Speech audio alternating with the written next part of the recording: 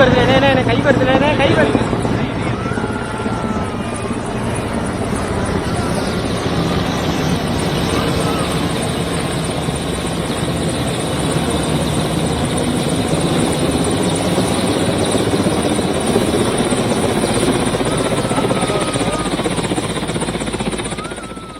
இலங்கையிலிருந்து ஹெலிகாப்டர் மூலம் ராமேஸ்வரம் பிரதமர் மோடி வந்தடைந்துள்ளதை நாம் அண்மை செய்தியாக பார்த்து கொண்டிருக்கின்றோம். ராமேஸ்வரத்தில் பாம்பன் புதிய தூக்கு பாலத்தை திறந்து வைப்பதற்காக பிரதமர் நரேந்திர மோடி தமிழகம் வருகை தந்துள்ளார். இலங்கை சென்றிருந்த பிரதமர் மோடி தற்பொழுது ஹெலிகாப்டர் மூலமாக மண்டபம் பகுதிக்கு வருகை தந்துள்ளதை நாம் அண்மை செய்தியாக பார்த்து கொண்டிருக்கின்றோம். 550 கோடி ரூபாய் மதிப்பீட்டில் கட்டப்பட்டுள்ள ரயில்வே புதிய செங்குத்து தூக்கு பாலத்தை திறந்து வைப்பதற்காக பிரதமர் மோடி தற்பொழுது ராமேஸ்வரத்திற்கு வருகை புரிந்துள்ளார். அண்மை செய்தியாக பார்த்து கொண்டிருக்கின்றோம்.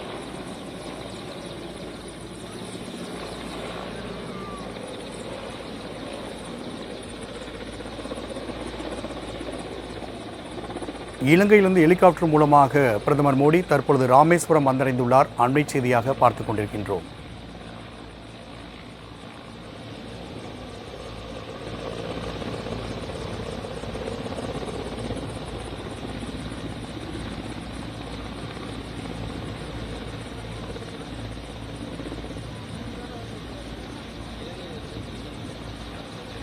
இலங்கையில் அனுராதபுரத்தில் இலங்கை அதிபர் அனுரகுமார திசாநாயக்கவோடு இணைந்து ரயில் சேவையை தொடங்கி வைத்த பிரதமர் நரேந்திர மோடி தற்பொழுது ஹெலிகாப்டர் மூலமாக ராமேஸ்வரம் வந்தடைந்துள்ளார்.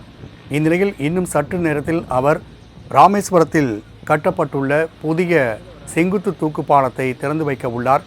550 கோடி ரூபாய் செலவில் திறந்து வைக்கப்பட உள்ள இந்த பாம்பன் தூக்கு பாலமானது சென்ற ஆண்டே பணிகள் நிறைவடைந்த நிலையில் பிரதமரின் தேதி குறிப்பிடாமல் இருந்த காரணத்தினால் திறந்து வைப்பதற்காக அந்த தேதி குறிப்பிடாமல் இருந்த காரணத்தினால் தள்ளி வைக்கப்பட்டிருந்தது. இந்நிலையில் இன்று ராமேஸ்வரம் பாலத்தை திறந்து வைப்பதற்காக பிரதமர் மோடி அங்கு வருகை தந்துள்ளதை நாம் அண்மை செய்தியாக பார்த்து கொண்டிருக்கின்றோம்.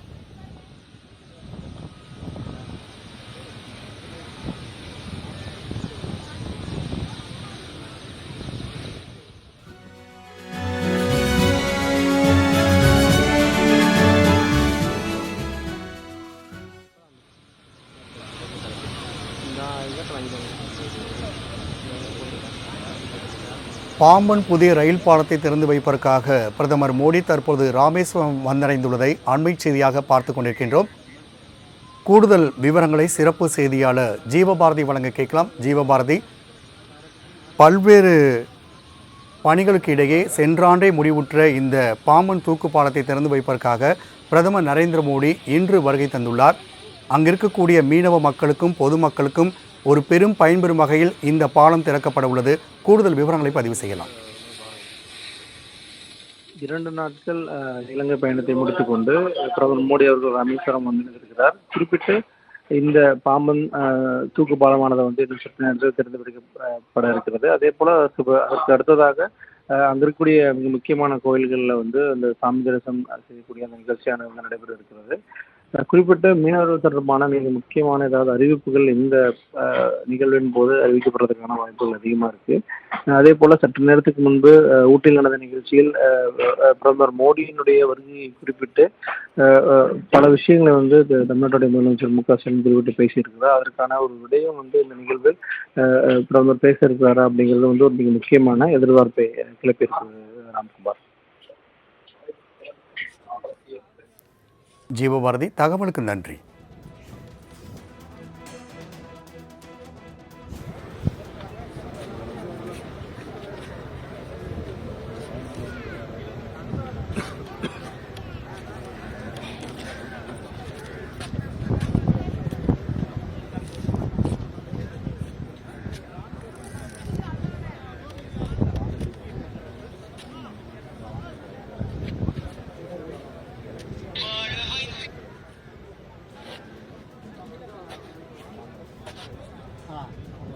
பாம்பன் புதிய ரயில் பாலத்தை திறந்து வைப்பதற்காக பிரதமர் மோடி தற்பொழுது ராமேஸ்வரம் வந்தடைந்துள்ளார்.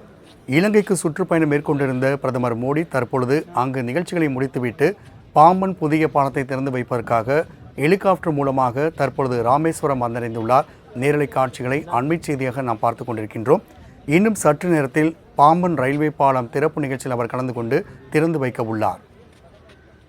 550 கோடி ரூபாய் மதிப்பீட்டில் கட்டப்பட்டுள்ள இந்த பாம்பன் செங்குத்து தூக்கு பாலமானது இன்னும் சற்று நேரத்தில் பிரதமர் மோடியால் திறந்து வைக்கப்பட உள்ளது.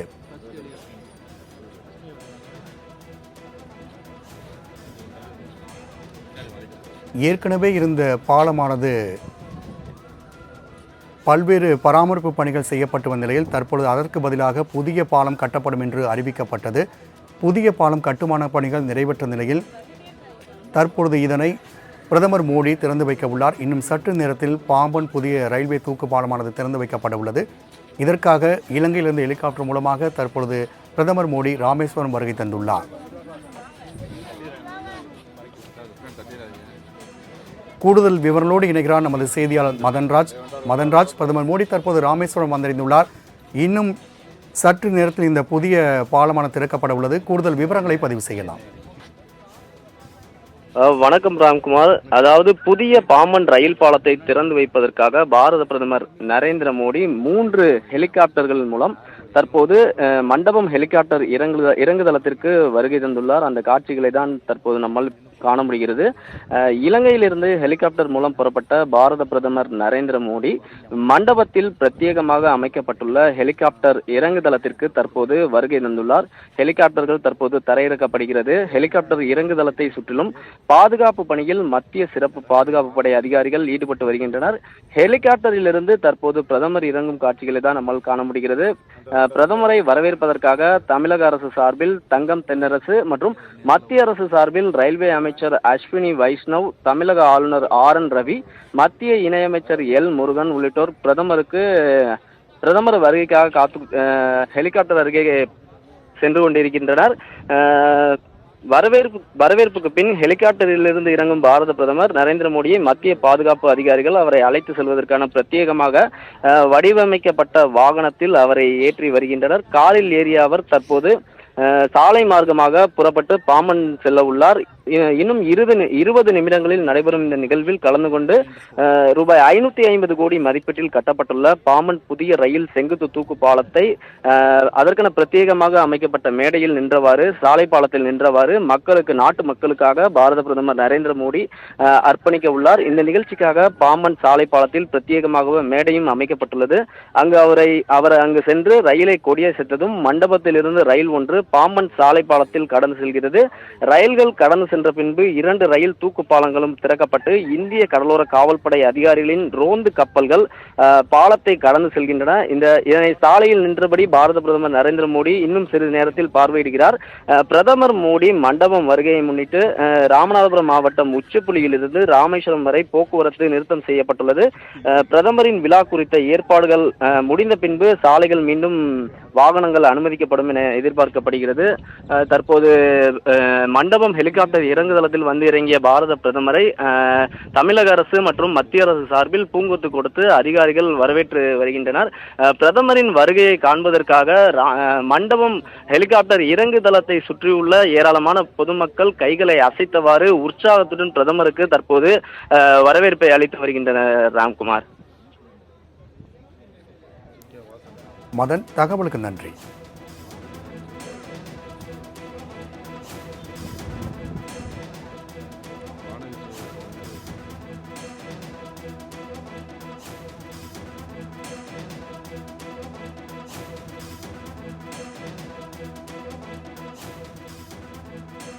பாம்பன் புதிய ரயில்வே பாலத்தை திறந்து வைப்பதற்காக பிரதமர் மோடி ராமேஸ்வரம் வந்தடைந்துள்ளார். அவரை மத்திய அமைச்சர் L முருகன், தமிழக பாஜக மாநில தலைவர் அண்ணாமலை, GK வாசன் உள்ளிட்டோர் வரவேற்பு அளித்துள்ளனர். தமிழ்நாடு சார்பாக அமைச்சர் தங்கம் தென்னரசுவும் பிரதமர் மோடியை வரவேற்றுள்ளார். இன்னும் சற்று நேரத்தில் புதிய பாம்பன் ரயில்வே தூக்கு பாலத்தை பிரதமர் மோடி திறந்து வைக்க உள்ளார்.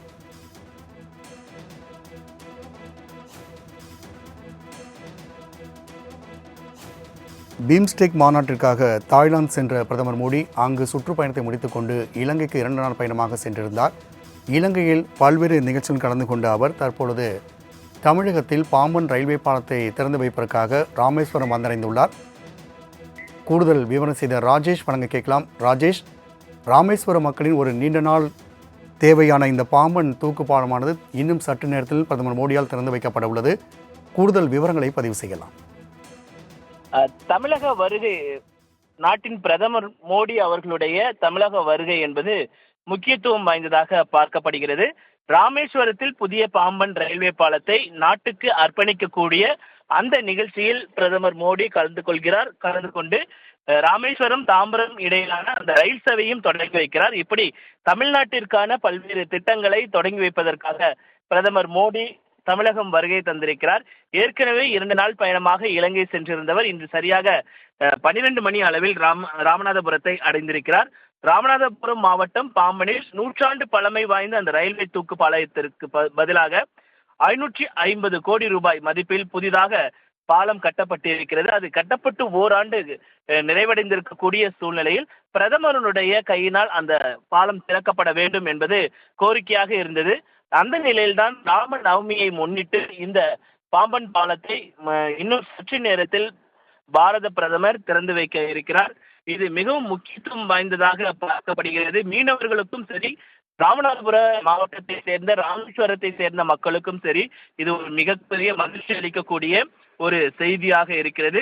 சரியாக 12 மணிக்கு ராமேஸ்வரத்தில் இருக்கக்கூடிய பொதுப்பணித்துறைக்கு சொந்தமான ஹெலிபேட் தளத்தில் இறங்கி இருக்கக்கூடிய பிரதமர் தற்பொழுது விழா மேடைக்கு வருகை தந்திருக்கிறார். அவருக்கு பல்வேறு வரவேற்புகள் தமிழக பாஜக சார்பாக, ராமநாதபுரம் மாவட்டம் சார்பாகவும் அவருக்கு வரவேற்பு அளிக்கக்கூடிய அந்த காட்சிகளை நம்ம பார்க்க முடிகிறது.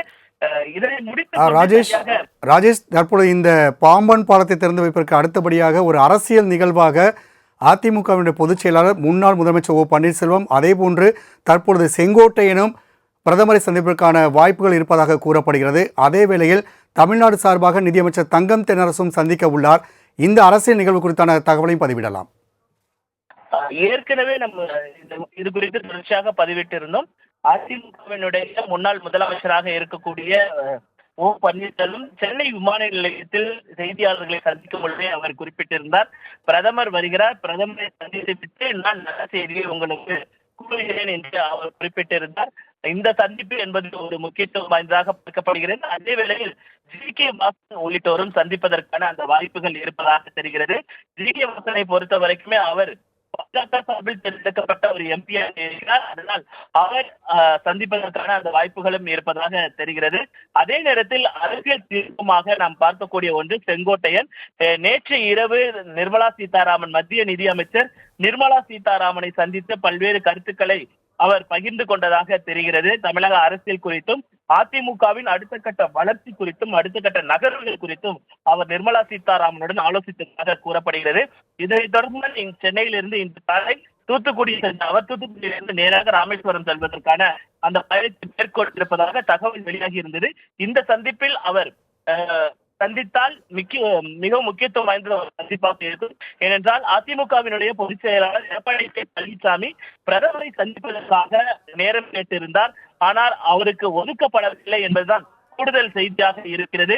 அதே நேரத்தில் ஓ பன்னீர்செல்வம், செங்கோட்டையன் உள்ளிட்டோர் சந்தித்தார்கள் என்றால் அது அரசியல் முக்கியத்துவம் வாய்ந்ததாக பார்க்கப்படும். அதே நேரத்தில் ஏற்கனவே தமிழக அரசு சார்பாக நிதி அமைச்சராக இருக்கக்கூடிய தங்கம் தென்னரசு சந்தித்து பிரதமரிடம் தமிழகத்துக்கு தர வேண்டிய நிதியை முறையாக ஒதுக்குங்கள், நிலுவையில் இருக்கக்கூடிய நிதிகளை தருங்கள், திட்டங்களை தாருங்கள் என்றெல்லாம் அவர் கோரிக்கை மனுவினை அளிப்பார் என்று எதிர்பார்க்கப்படுகிறது.